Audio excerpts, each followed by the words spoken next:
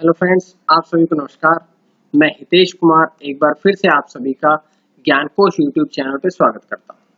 आज है 9 सितंबर और 9 सितंबर की जितने भी करंट अफेयर्स होंगी वो हम आज की वीडियो में चर्चा करेंगे। इस वीडियो का पीडीएफ आपको ज्ञानकोश यूट्यूब चैनल के डिस्क्रिप्शन में मिल जाएगा या ज्ञानकोश नाम से ही टेलीग्राम चैनल है और ज्ञानकोश नाम से ही फेसबुक पेज है। आप लोग कहीं से भी इसको डाउनलोड कर सकते हैं और टेलीग्राम चैनल और फेसबुक पेज का लिंक भी मैं आज के डिस्क्रिप्शन में डाल दूंगा।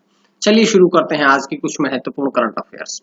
सबसे पहला प्रश्न, साइबर सुरक्षा जागरूकता अभियान शुरू किया गया है। तो अभी ये साइबर सुरक्षा जागरूकता अभियान जो है ये किसके द्वारा शुरू किया गया है? तो ये अभियान जो है ये व्हाट्सएप ने शुरू किया है, लेकिन व्हाट्सएप ने ये साइबर पीस फाउंडेशन अर्थात सीपीएफ के साथ मिलकर के शुरू किया है। तो इस बात को आप लोगों ने ध्यान रखना है कि व्हाट्सएप ने शुरू तो किया है व्हाट्सएप ने, लेकिन व्हाट्सएप ने किसकी सहायता ली है? तो सीपीएफ की। सीपीएफ की फुल फॉर्म क्या है? Cyber peace foundation. अब इस साइबर सुरक्षा जागरूकता अभियान का मुख्य उद्देश्य क्या है? तो इसका उद्देश्य जैसा कि नाम से ही है कि साइबर सुरक्षा के बारे में लोगों के में जागरूकता पैदा करना ही इसका मुख्य उद्देश्य है कि साइबर सुरक्षा के प्रति लोगों को जागरूक करना ताकि वे जो साइबर हमले होते हैं उनसे बच सके। तो इस बात को ध्यान में रखते हुए व्हाट्सएप ने सीपीएफ के साथ मिलकर के ये अभियान शुरू किया है। अब ये बात देखिएगा, व्हाट्सएप ने किसके साथ मिलकर के शुरू किया है? साइबर पीस फाउंडेशन के साथ। तो साइबर पीस फाउंडेशन की अगर हम बात करें तो इसकी स्थापना हुई थी 2003 में। इसके अध्यक्ष और जिन्होंने इसकी संस्थापक जो हैं, जिन्होंने इसकी स्थापना करी थी, तो इसके अध्यक्ष और संस्थापक दोनों ही विनीत कुमार है। मुख्यालय अगर हम बात करें सीपीएफ की तो सीपीएफ का मुख्यालय है नई दिल्ली में। तो ये सारी जानकारी हमने इस प्रश्न से पढ़ी है। इस प्रश्न से करंट अफेयर के साथ साथ थोड़ी सी हमने जीएस भी पढ़ ली है। उसके बाद बढ़ते हैं अगले प्रश्न की तरफ। The state of young child in India report जारी की गई। तो अभी एक नई रिपोर्ट जारी की गई है। इस रिपोर्ट का नाम है the state of young child in India. अब ये रिपोर्ट किसके द्वारा जारी की गई है? ये रिपोर्ट जारी की गई है उपराष्ट्रपति वेंकैया नायडू के द्वारा। हमारे देश के उपराष्ट्रपति वेंकैया नायडू ने अब एक नई रिपोर्ट जारी की है। इस रिपोर्ट का शीर्षक क्या है? The state of young child in India. अब ये जैसा कि नाम से ही पता है, इस रिपोर्ट में किस आधार पर यह रिपोर्ट तैयार की गई है? तो ये रिपोर्ट तैयार की गई है स्वास्थ्य और पोषण को ध्यान में रखते हुए। बच्चों का जो स्वास्थ्य है उसको ध्यान में रखा गया है और बच्चों का पोषण, जो खाना लेते हैं, पोषण लेते हैं, उससे संबंधित पूरी जानकारियों को मूल्यांकित करते हुए ये रिपोर्ट तैयार की गई है। अब अगर इस रिपोर्ट की हम बात करें तो सर्वश्रेष्ठ प्रदर्शन करने वाले राज्य कौन कौन से हैं? तो सबसे पहले नंबर पे आता है केरल, जिसने सबसे अच्छा प्रदर्शन किया है। उसके बाद है गोवा, गोवा के बाद त्रिपुरा, तमिलनाडु, मिजोरम। ये टॉप 5 जो प्रदर्शन करने वाले राज्य हैं। लेकिन अगर हम सबसे खराब प्रदर्शन की बात करें कि कौन से राज्य के बच्चों का स्वास्थ्य और पोषण सबसे खराब रहा है इस रिपोर्ट के अनुसार, तो सबसे खराब प्रदर्शन करने वालों में बिहार है, उत्तर प्रदेश दूसरे नंबर पे है, झारखंड तीसरे नंबर पे, चौथे नंबर पे है मध्य प्रदेश और 5वें नंबर पे है छत्तीसगढ़। तो इस रिपोर्ट ने दर्शाया है कि जो बच्चे हैं उनके स्वास्थ्य और पोषण के प्रति आप जागरूक रहें, उनको पोषण पूरी तरह से स्वस्थ पोषण प्रदान करें। तो ये जानकारी हमें यहां से मिली है। उसके बाद अगला प्रश्न, सैनिटाइजेशन ऑन कोल सर्विस का शुभारंभ किया गया। अब एक नई सेवा शुरू की गई है जिसका नाम है सैनिटाइजेशन ऑन कोल सर्विस। ये सर्विस या ये सेवा किसके द्वारा शुरू की गई है? तो ये सेवा शुरू की गई है लखनऊ प्रशासन के द्वारा। लखनऊ प्रशासन ने अब एक नई सेवा या सर्विस शुरू की है जिसका नाम रखा गया है सैनिटाइजेशन ऑन कोल सर्विस। अब इस सर्विस का मुख्य रूप से क्यों शुभारंभ किया गया है? क्योंकि कोविड-19 कोरोना वायरस को ध्यान में रखते हुए इस सर्विस को शुरू किया गया। जैसा कि आप सभी को पता है कि भारत विश्व में ऐसा देश बना है जिसमें 24 घंटे में यानी कि एक दिन में सर्वाधिक कोविड-19 के मामले आए हैं। 90,483 मामले आए हैं पिछले दिन। तो ये बात ध्यान रखिएगा, विश्व में सबसे ज्यादा मामले आने वाले 24 घंटे में या एक दिन में आने वाला देश भी भारत बना है। 90,000 से ज्यादा मामले सामने आए हैं। और sanitization on wheel call service क्या है? ऑन कॉल सर्विस क्या है?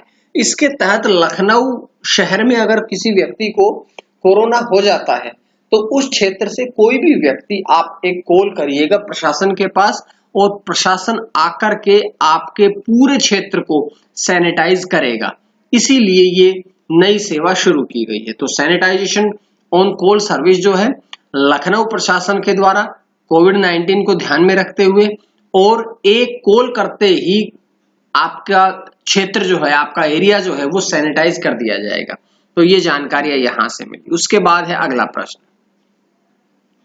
हाइपरसोनिक मिसाइल के लिए स्क्रैमजेट तकनीक का सफल परीक्षण किया गया है। तो स्क्रैमजेट तकनीक जो है ये हाइपरसोनिक मिसाइल के लिए तैयार की जाती है। तो इसका सफल परीक्षण किसने किया है? तो इसका सफल परीक्षण किया है रक्षा अनुसंधान और विकास संगठन द्वारा। इसकी शॉर्ट फॉर्म होती है DRDO। तो DRDO ने अब हाइपरसोनिक मिसाइल के लिए स्क्रैमजेट तकनीक का सफल परीक्षण किया है। अब इसका सफल परीक्षण कहां पर किया गया है?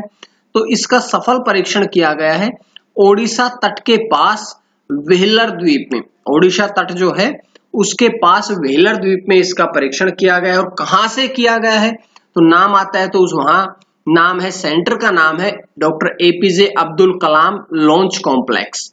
Doctor APJ Abdul Kalam launch complex से इसका हाइपरसोनिक मिसाइल के लिए स्क्रैमजेट तकनीक का सफल परीक्षण किया गया है। अब ये बात पढ़िए, ये DRDO ने शुरू की है। तो DRDO ने अगर ये शुरू की है तो DRDO से कितने प्रश्न बन सकते हैं? सबसे पहले तो बन सकता है DRDO की फुल फॉर्म बताइए। तो DRDO की फुल फॉर्म है रक्षा अनुसंधान एवं विकास संगठन। इसके बाद पूछ सकते हैं कि इसकी DRDO की स्थापना कब हुई थी? 1958 में हुई थी। इसका मुख्यालय कहाँ पे है? नई दिल्ली में है। इसके बाद प्रश्न बन सकता है जो कि बहुत इंपॉर्टेंट है कि इसके जो रक्षा मंत्रालय के अधीन आता है, और अगर हम बात करें इसके अध्यक्ष तो डॉक्टर G सतीश रेड्डी जो है वे अब DRDO के अध्यक्ष हैं। तो ये सारी जानकारियां हमने इस प्रश्न के साथ में DRDO से संबंधित भी पढ़ी है। उसके बाद अगला प्रश्न, अखिल भारतीय टेनिस संघ AITA के नए अध्यक्ष बने हैं। तो कौन बने हैं? AITA यानी कि अखिल भारतीय टेनिस संगठन के नए अध्यक्ष कौन बने हैं? तो अभी बने हैं अनिल जैन। अनिल जैन कौन है? वे भाजपा पार्टी के राज्यसभा के सदस्य हैं। इस बात को आपने पढ़ना है। और उन्होंने किनका स्थान लिया है? तो अनिल जैन किनके स्थान पर अध्यक्ष बने हैं? तो वे बने हैं प्रवीण महाजन के स्थान पर। प्रवीण महाजन के स्थान पर अब अनिल जैन AITA के नए अध्यक्ष बने हैं। तो इस बात को पढ़ने के पश्चात एक बात और सुनिए कि AITA, अब AITA एक टर्म लिखी है आप लोगों के सामने। अब यहां से कितने प्रश्न बन सकते हैं उन पे चर्चा करते हैं। सबसे पहले तो यही बनेगा कि AITA की फुल फॉर्म क्या है? तो इसकी फुल फॉर्म है all India tennis association. Full form पता चली। उसके बाद देखिएगा इसकी स्थापना कब हुई थी? तो AITA की स्थापना हुई थी मार्च 1920 में। उसके बाद इसका मुख्यालय कहां पे है?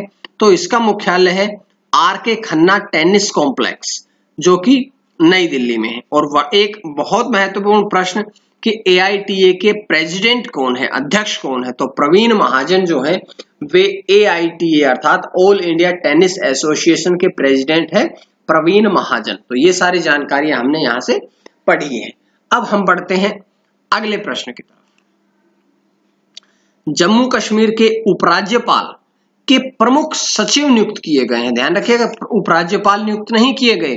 उपराज्यपाल तो पहले नियुक्त किए जा चुके हैं, तो मनोज सिन्हा, लेकिन अब उपराज्यपाल के प्रमुख सचिव नियुक्त किए गए। तो प्रमुख सचिव कौन बने हैं? अभी बने हैं नीतीश कुमार। और नीतीश कुमार ने स्थान किसका लिया है? तो विपुल पाठक के स्थान पर अब मनोज सिन्हा के नए प्रमुख सचिव बने हैं नीतीश कुमार। अब नीतीश कुमार की अगर हम बात करें तो नीतीश कुमार जो है वे उत्तर प्रदेश कैडर के 1996 बैच के IAS अधिकारी हैं। तो ये बातें यहां से पढ़ी।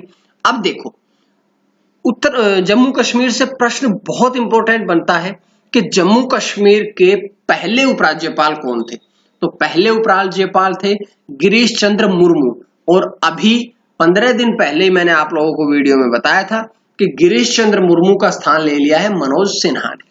और जम्मू कश्मीर क्यों इंपॉर्टेंट है, क्योंकि जम्मू कश्मीर जो है वो पिछले साल 2019 में ये राज्य था पहले, लेकिन ये राज्य का दर्जा समाप्त करके इसे केंद्र शासित प्रदेश बना दिया गया है। तो जम्मू कश्मीर की स्थापना हुई थी 1954 में, लेकिन अस्थापना कहें या इसे ऐसा कहें कि राज्य के स्थान पर केंद्र शासित प्रदेश कब बनाया गया, 2019 में बनाया गया था। और पहले उपराज्यपाल उस समय बने थे गिरीश चंद्र मुर्मू। तो ये बहुत इंपॉर्टेंट प्रश्न पूछते हैं यहां से।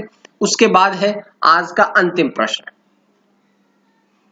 पैनल फॉर पैंडेमिक प्रिपेयर्डनेस की नई सदस्य बनी है। प्रिपेयर्डनेस की नई सदस्य बनी है, कौन बनी है? अभी बनी है प्रीति सूदन। प्रीति सूदन कौन है? वे पूर्व स्वास्थ्य सचिव भी रह चुकी हैं। तो इसकी नई अध्यक्ष बनी है पूर्व स्वास्थ्य सचिव प्रीति सूदन। प्रीति सूदन की अगर हम बात करें तो वे आंध्र प्रदेश कैडर के 1983 बैच की IAS अधिकारी है। और ये जो पैनल है, पैनल फॉर पैंडेमिक प्रिपेयर्डनेस,